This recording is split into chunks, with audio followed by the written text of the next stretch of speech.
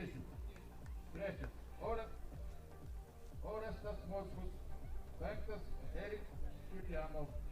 Septintas Julius Kasparavičius. Dešimtas Limbu.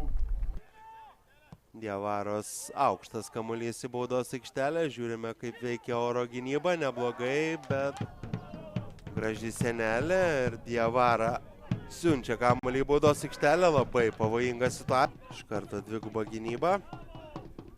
Bet išsivaduoja iš globos minijiečiai. Smūgis.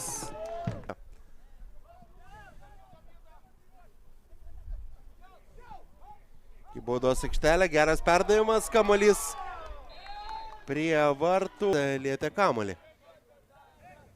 Dabar pavojinga situacija, kaip gelbsti savo vartus Liutauras Juška, bet krenta vis dėlto įvartis.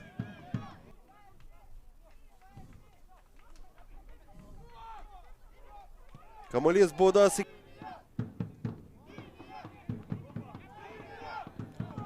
Minija įgyja progą mušti antrąjį įvartį, nėra antrojo. Atmosfera patiria pralaimėjimą po 5 nepralaimėtų mačų iš eilės, na, o Minija grįžta ten, kur yra įpratusi būti šį sezoną, tai yra į pirmąją turnyro lentelės vietą. Sveikinimai šiai komandai, sveikinimai komandos treneriui Dariui Gvildžiui. Ačiū visiems žiūrėjimui.